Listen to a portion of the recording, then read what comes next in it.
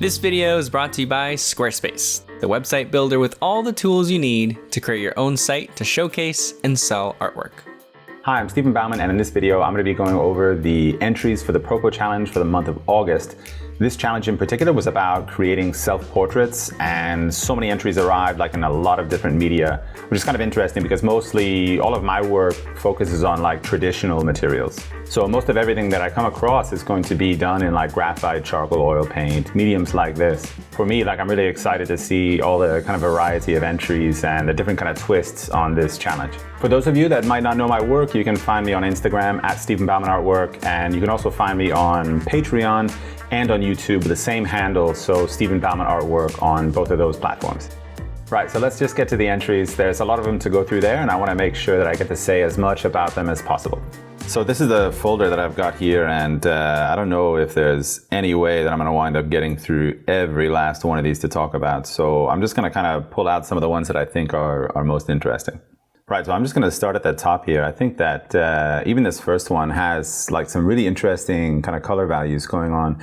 In terms of like the lighting, I think that's really convincing. When I look at the kind of form in this area, it's really actually kind of beautiful arrangement of color values. You have this highlight here, you have the kind of halftone shapes. And it's really cool actually that this artist, she's chosen not to like kind of brush away or kind of soften away all of the information in this transition. You know, I kind of like a little bit of that painterly approach. I love these transitions, the value control, I think is really good. Some interesting like color relationships too, going from these kind of complementary colors one to the other. It's kind of reddish, rosy transition on the cheek and into this kind of green ambient light in the planes kind of facing away from that primary source. Probably could have engaged a little bit more with some color temperature. So there's a lot of vibrance in this shadow. I'd love to see that here on the left as well. I also thought this one was like a really strong entry. It shows like that, again, that kind of painterly approach that you can get with digital painting. One of the things it accomplishes that I think is really cool, and actually you don't find it that much in digital work, or as, you know, I don't feel like I see it as much, is that sense of leaving things a little bit open, right? It's not kind of rendered up to this place where we're kind of looking at every kind of super smooth transition. I love to see that kind of hand of the artist thing happening. And also, you know, what it's done with this kind of color world, I think is pretty interesting here. Take a look at this kind of accent of kind of teal coloration within the shadow. I think that's like super important really for the rest of the piece to have this sense of like warm vibrance. And for me, like I'm always looking for harmony in a picture anyway, right? Like, as a representational painter, you know, working in oil paints, so much of it is figuring out like how these colors kind of fit together and what you can do technique-wise to make that happen. And I really get a kick out of seeing it in digital work because you can experiment so much with it. Really strong one, this one here. I thought this is the first one like in a traditional media. I think a really nice render, really good kind of attention to the kind of unity of the shadows. And also not like kind of an over-reliance on that. We see a little bit here the way the kind of darkness of the beard in shadow has kind of contrasted itself a little bit against this slightly lighter kind of ambient lit shadow value within the neck. If anything I was going to say about this work, I'd just say that probably the halftone shapes within the light need a little bit more, they need a little bit more shape to them. All of it is a little bit maybe too uniformly soft. You want maybe a little bit more variety. More like what you have going on here, where you kind of start to recognize some of the actual definitions of the boundaries of the halftone shapes. Really cool. Trying not to go like full on into like teaching kind of drawing critique mode, but really beautiful drawing. Yeah, nice to see the use of traditional media there. Another traditional work here, and we got to have charcoal and white chalk on a toned paper, right? I thought this one really stood out from kind of a compositional perspective, which is to say that like has a really great presence on the paper. I think in a way, a lot of the value distribution is quite good.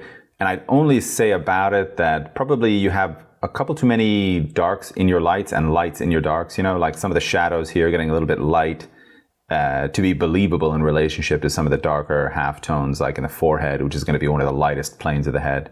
But otherwise, I think actually the design here is really good. Look at those eyes. Really, really well drawn, actually. Great kind of facial symmetry, structural symmetry established.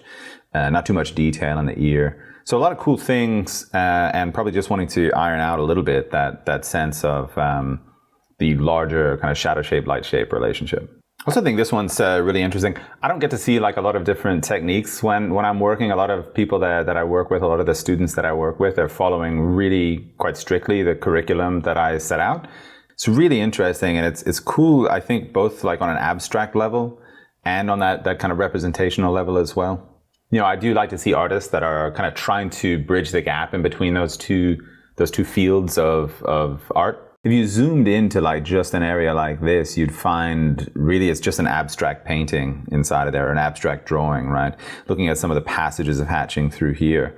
I just think that's so cool. I think the nose is a really good example of using those hatch marks to actually kind of create and define some sense of representation in this work.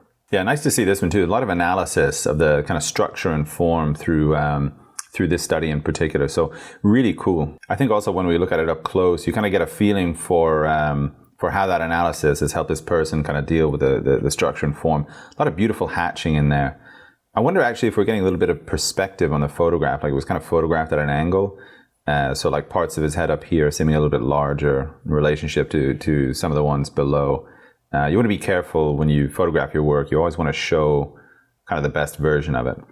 I thought this one was a pretty cool take on the self-portrait, like a lot of different kind of sides of the same face, right? You know, you have those classic kind of Russian studies where they'll draw the head from a lot of different angles. This artist here is kind of going for that. I really like this one also in the back here, that's kind of evaporating into the atmosphere, contrasting that against like the strong like sense of structure and design in this central head. Seems like some of these edges, some of the abstraction around the edges of it is a little bit focal or a little bit too close to like focal visual edges. There's a couple places where I find it a little bit more distracting, but really beautiful rendering in the face as well. Some nice halftone work through here. Yeah, so I thought this one was really, really excellent and kind of really humble in a way. I know that probably it's not the most kind of like popular ethic to have in a work or most popular effect to have, you know, in terms of like artwork on social media and artwork that we see kind of out there in the world today. Everything's kind of shouting for attention, you know. So, but for me, like I see a lot of the really great kind of earnestness in it, right? It's this kind of really introspective look. My first reflection about it was that it had this kind of Kathy Kollwitz type vibe. So yeah, and I think again, like that sense of, you know, rendering in these eyes, you know, versus the kind of abstraction out here at the edges. There's some really nice kind of sense of contrast going on there. So yeah, really, I think just again, like beautiful drawing, a lot of attention to form. It's not shouting or screaming for attention, but because of that, I think it has this kind of solemnity that I'm attracted to. If I was going to say something maybe just about improving it, I'm a little bit lost in terms of the lighting direction. There's a lot of different halftones that are similar values on planes that usually are differing in value. Probably we have a strong primary and a secondary light that's kind of giving us, you know, a lot of ambient light that's increasing the value of some of these halftone planes here. So a couple of things to kind of work out in terms of the fundamentals, but I think like a really great artistic eye and yeah, beautiful expression in this one. Yeah, this one's pretty nice too. Can't quite tell if that's like watercolor or if that's digital media. There's parts of it that look digital, like over here, and parts of it that look traditional, like over here. I'm not sure. Honestly, can't tell which one it is. I love that kind of dual color light source thing. It's another thing you see a lot in, I think, digital work, that representational painters in traditional media are kind of catching on to, you know, in the last 5 years or so. I think it's a real nice expression in this one. There's some of the things over here where maybe we get a little bit too much atmosphere in the darks. Kind of like to see how that arm is projecting forward from the chair, for instance. But overall, yeah, really cool work. Yeah, another traditional media entry here. And yeah, I mean, talk about a really well-painted neck. I mean, I'm going to get to the rest of it as well. But, you know, this sense of the sternocleidomastoid through here, you can see so clearly like both attachments, the one to the center of the sort of sternal end of the clavicle and the one also to that inner third of the clavicle as well. Nice rendering there. Really good attention to detail and the hair as well. And, you know, details like this, they always count, especially kind of in relation to like other more kind of abstract kind of painterly areas, right? We take a painting like this and you paint the shirt and you render out every kind of thread in it. I mean, it's one kind of aesthetic and you got to respect that, but I really like it when we have this sense of like paint and then a sense of rendering and realism. And, I mean, our work in general, it's not all about detail, but it's about balance and harmony. And I think that's what I get from this one is a good sense of lighting, a good sense of like kind of balance and harmony in terms of rendering, really believable skin tones. For me, even probably too much variety in the color of the skin tones. I think a little bit more unity there. But that's just an aesthetic thing. I really like what this artist is doing with their work. If I was going to say one thing about it, I just say that these turning planes here, like the front plane of the forehead, we get a little bit light out to that far end of the turning form, right? You got to remember, this one's facing the light source, front plane's turning away. We're not probably going to turn up back towards the light source quite that much right before we fall into shadow. Other than that, I think in a way, you don't have a lot to kind of critique about this one. There's always like interesting things, and I know this artist is out there somewhere improving right now and saying, oh, I should have done this or should have done that, I'll fix this, I'll fix that. This one definitely gets like the most concept intensive award for kind of thinking outside the box. There's a lot of different effects going on here. If anything, maybe it could have used a couple of studies before making the kind of final piece where we start to understand the depth a little bit better via kind of value shapes and silhouettes. When I kind of squint down and look at this, the values a little bit everywhere, right? We usually want kind of depth markers, strong silhouettes to kind of pop things out to us, tell us where the focal areas are and so on. Here, we have a little bit of everything's kind of pretty focal, which, it's a cool effect. But if I wanted to improve it, I think it'd be, just kind of giving this a run over with like a no-tan concept and just figure out what's supposed to be standing out. This one, pretty cool stuff happening, I think, via the color values and things. Some really nice kind of flesh tones. In fact, the set of planes here between the top plane of the nose, side plane, front plane of the cheek, and side plane of the cheek, really cool set of values kind of going and showing the form through there. I think nice eye in particular as well, the light traveling through there, that highlights really believable sitting on the form of the cornea. So really nice in that respect. Probably could use a little bit more transition through here. And also, whenever you're doing one of these kind of isolated heads, right, you've got a head kind of floating on a background a bit, you do want to think a lot about like what the shape of the head is in relationship with the background, like the movement of it. Here, in a way, it's kind of pretty static. We'd love to find like a diagonal or a kind of counterpoint to the angles and so on. Maybe we raise one shoulder, lower the other, something like that. Just a solution to give the piece like a little bit more movement, a little bit more kind of dynamic feeling. Yeah, this one I was pretty excited to talk about. Again, another digital entry. And one of the things you really like to see, of course, is when we're kind of losing an edge like this one, especially in the lights. It's a way that we kind of announce as artists that we're looking at the light here. We're not looking necessarily only at the form, right? So form has its place to be in most work, most portraiture, representational work, etc. You have most of the face lit with the primary light source. Here, this artist is kind of flipping that on its head so that we have like a kind of washed out atmospheric light shape. And we have a lot of form and structure within the shadow. So really cool there. And if anything, maybe, we get a little bit busy with the shapes in the ear and probably a little bit also like polarized in terms of the value shapes through here. This kind of banding of value, kind of dark, light, dark again. But really cool study, especially, in this focal area. Really nice, intense, and also not like overdone, like a lot of portraits, it's really easy to get kind of overcooked. We get like obsessed and start rendering, and we lose a little bit that sense of kind of freshness, right? So this person's done, I think, like a really good study here and also kind of been able to keep it fresh. Another traditional media entry here, and I was really struck by this one when I started looking through all the entries, and I had that thought of like, yeah, definitely kind of like early Van Gogh-ish, right, where there's some like attention to kind of structure and design, proportion, and so on, but these really kind of living brush strokes is really nice. You see a lot of form happening here in the neck, but at the same time, this artist, she's not afraid of these marks, to kind of leave these kind of more abstract marks on the canvas. I think that's really cool. Nice kind of thin background, cool temperature back there, juxtaposed against the kind of warmth of this this light source behind her here. A lot of really interesting stuff happening up here. I would say probably that the light shape on this side gets maybe like a little bit flat. Like you might want some of that form that you have down here also represented up here, and that's going to mean that some of these planes, like the front plane of the cheek, is going to have to darken a little bit. Like the front plane of the forehead probably darkens a little bit. But just to say, like, beautiful effect, like overall, I really like it. But you got to be careful when you kind of get into something like this where these brush strokes are so living. You need to combine that also with a good feeling for form and structure in terms of the values that you're representing on the planes of the head. Love that hair kind of coming back here and almost getting totally lost. That's really great. Really living painting, really fresh. Yeah, I like this this digital entry here. We have almost this like kind of shattered glass back here. This kind of transition from a more kind of natural looking light, kind of cooler here. This warm, almost kind of like inner light here. It's almost like there's light kind of coming through the hair from the back here and here. So really interesting stuff.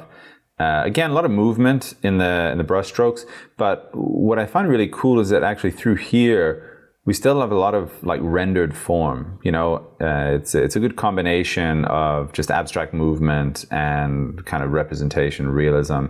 Not afraid to hide one of those eyes. When we're making a self-portrait, so often we want to be like looking right at the camera, or looking right at the mirror, whatever it is, if you're working from life or photos.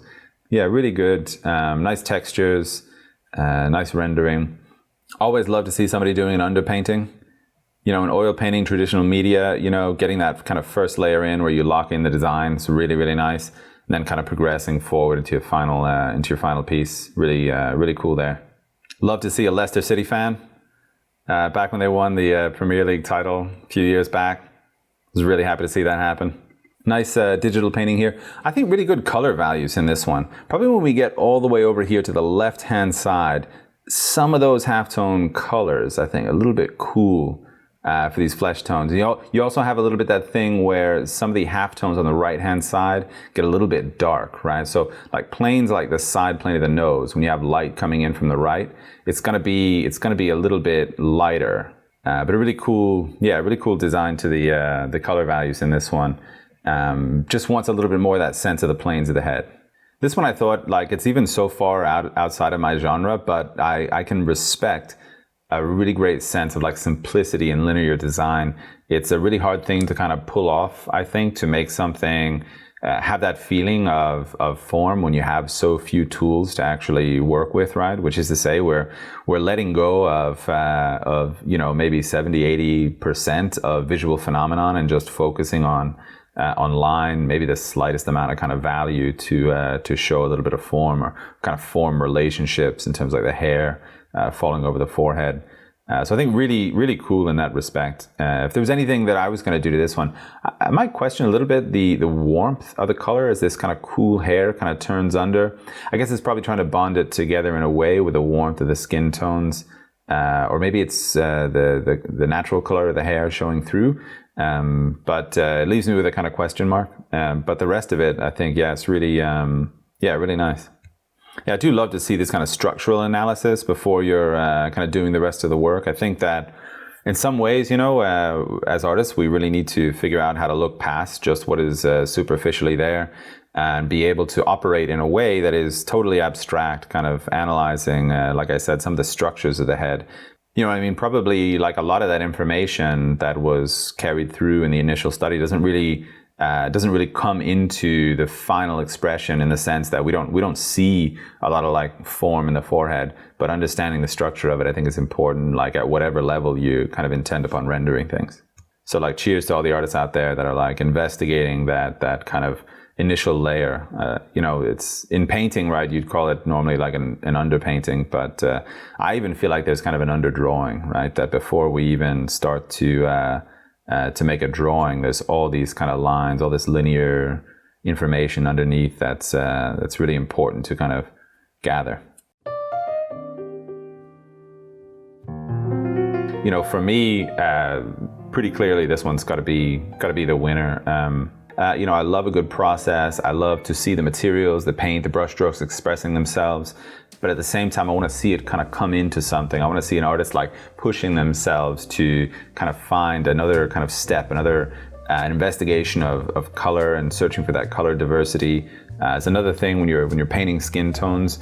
It's all about finding that balance between warm and cools in the skin tones, and also attaching those warms and cools to the appropriate values for the plane that they're on. Yeah, my respect goes out to this one. Really, really, really excellent portrait. Yeah, I think this is my guy for second place. I think, once again, it is about that sense of like harmony in terms of color value, like really investing in that kind of color world, right? And making sure that you also don't like kind of fall flat. So you have that kind of color accent on the other side of it. In that sense, a really, really beautiful kind of combination of both like really strong kind of intense color that's quite unified in a way, which is how we keep that sense of harmony in the work.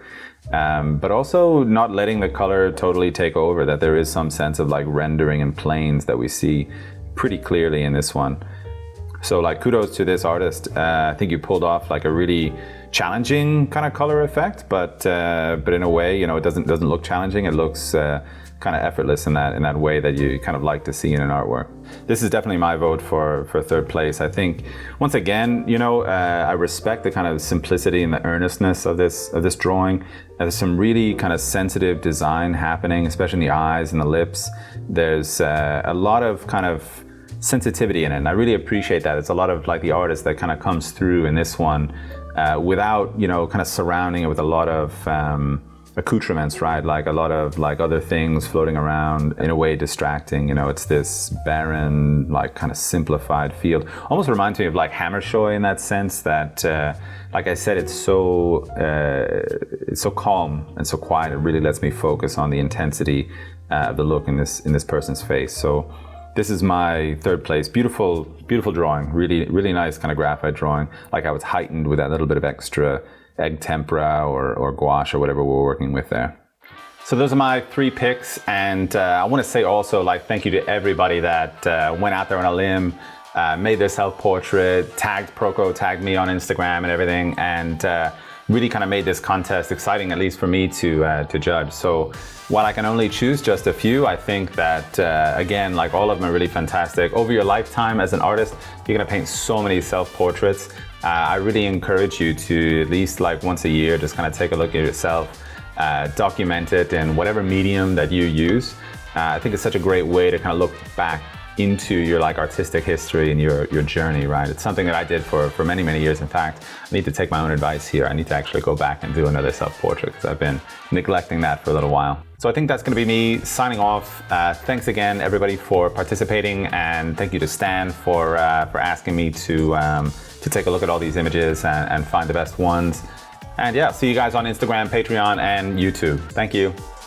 Thanks, Stephen, for judging this month's challenge, and a big thanks to Squarespace for sponsoring this video. Social media is a great place to post your art, but your art also deserves its own home online. That's where Squarespace shines. They give you the tools you need to build a professional and unique website in no time. You start by picking from one of their premium, well-designed templates, and then customize it to make it your own. Along with a good-looking site, you'll also have the functionality to sell your artwork. That means you don't have to worry about setting up your own complex e-commerce system to get your art business up and running. Start making your site today and begin working towards your art career goals by going to squarespace.com for a free trial. And if you're impressed with what they have to offer, you can save 10% off your first purchase of a website or domain by going to squarespace.com/Proko.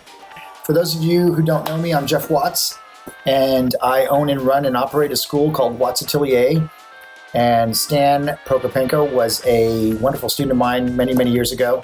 And I'm so proud to see what he's created and to be a part of the next Prokochallenge. I will be the judge, and I will be looking at your drawings and giving you crits and input and insights into what I like and what I think. And hopefully it'll be an exciting challenge. So if you're up for it, keep an eye out for it on Proko TV on Instagram. And it'll be announced very soon. So I'll look forward to seeing your entries. Take care. Good luck. See you soon. Cheers.